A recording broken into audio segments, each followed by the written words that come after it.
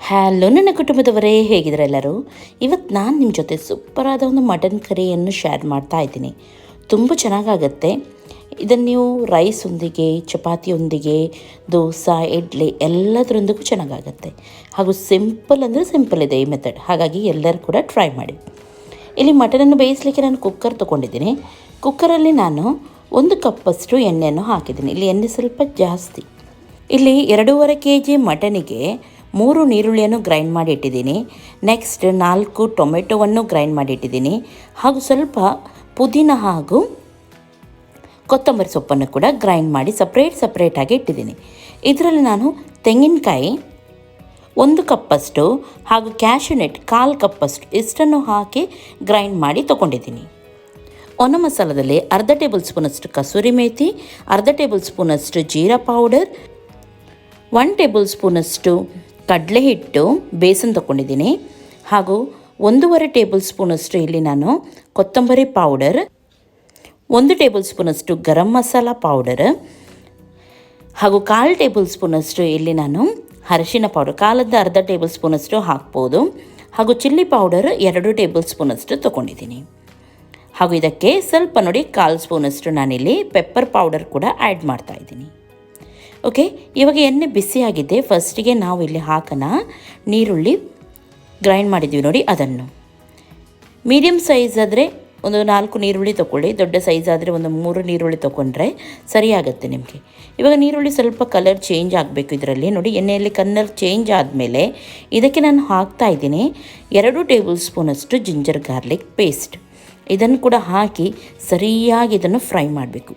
ತುಂಬ ಒಳ್ಳೆ ರೀತಿ ಫ್ರೈ ಆಗಬೇಕಿದು. ಇದರ ಕಲರ್ ಪೂರ್ತಿಯಾಗಿ ಚೇಂಜ್ ಆಗಬೇಕು. ಇವಾಗ ನೋಡಿ ಚೆನ್ನಾಗಿದು ಫ್ರೈ ಆಗಿದೆ. ಫ್ರೈ ಆಗಿದ್ದೇ ಇದಕ್ಕೆ ನಾನು ಉಳಿದ ಮಸಾಲವನ್ನು ಹಾಕ್ತಾ ಇದ್ದೀನಿ.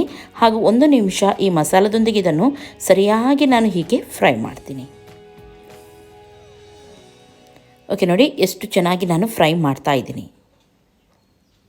ಇವಾಗ ನೋಡಿ ಇದರ ಕಲರ್ ಚೇಂಜ್ ಆಗಿದೆ. ಈ ಟೈಮಲ್ಲಿ ಇದಕ್ಕೆ ನಾನು ಕೊತ್ತಂಬರಿ ಹಾಗೂ ಪುದೀನವನ್ನು ಗ್ರೈಂಡ್ ಮಾಡಿದ್ದೀವಿ ನೋಡಿ, ಅದನ್ನು ಸೇರಿಸ್ತಾ ಇದ್ದೀನಿ. ಸರಿಯಾಗಿ ಇದನ್ನು ಮಿಕ್ಸ್ ಮಾಡಿ. ಕೊತ್ತಂಬರಿ ನಾನಿಲ್ಲಿ 1 ಕಟ್ಟಷ್ಟು ತೊಗೊಂಡಿದ್ದೀನಿ. ಪುದೀನ ಒಂದು ಅರ್ಧ ಕಟ್ಟಷ್ಟು ನಾನಿಲ್ಲಿ ಹಾಕಿದ್ದೀನಿ. ನೋಡಿ ಇವಾಗ ಈ ಮಸಾಲೆ ರೆಡಿ ಆಗಿದೆ. ನೋಡ್ಬೋದು ನೀವು, ಈ ರೀತಿ ಬರಬೇಕು ಮಸಾಲ. ಇವಾಗ ಇದಕ್ಕೆ ಟೊಮೆಟೊ ಪ್ಯೂರಿಯನ್ನು ಹಾಕೋಣ.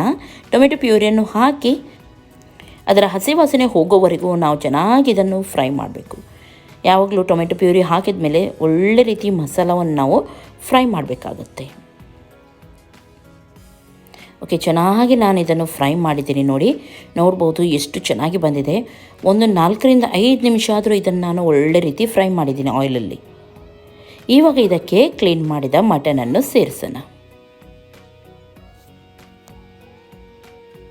ಮಟನ್ ನಾನು ಆವಾಗಲೇ ಹೇಳಿದಾಗೆ 2.5 kgಯಷ್ಟು ಮಟನ್ ಇಲ್ಲಿ ನಾವು ತೊಗೊಂಡಿದ್ದೀವಿ. ಇವಾಗ ಇದಕ್ಕೆ ರುಚಿಗೆ ತಕ್ಕಷ್ಟು ಉಪ್ಪನ್ನು ಕೂಡ ಹಾಕೋಣ.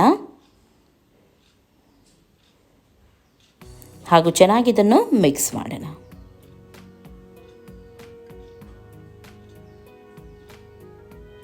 ಸರಿಯಾಗಿ ಮಸಾಲದೊಂದಿಗೆ ಮಿಕ್ಸ್ ಮಾಡಿ.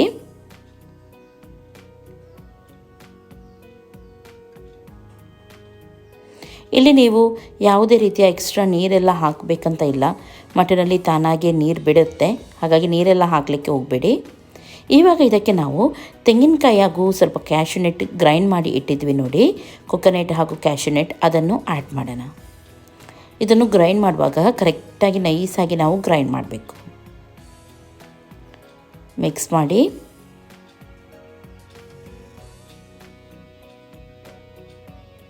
ನೋಡಿ ಈ ರೀತಿ ಸರಿಯಾಗಿ ಇದನ್ನು ಮಿಕ್ಸ್ ಮಾಡಿ. ತುಂಬ ಡ್ರೈ ಇದೆ ಅಂತ ಎನಿಸಿದರೆ ನೀವು ಸ್ವಲ್ಪ ನೀರನ್ನಿಲ್ಲಿ ಸೇರಿಸ್ಬೋದು. ನಾನಿಲ್ಲಿ ಹೀಗೇ ಇದನ್ನು ಇವಾಗ ಮುಚ್ಚಿಡ್ತಾ ಇದ್ದೀನಿ.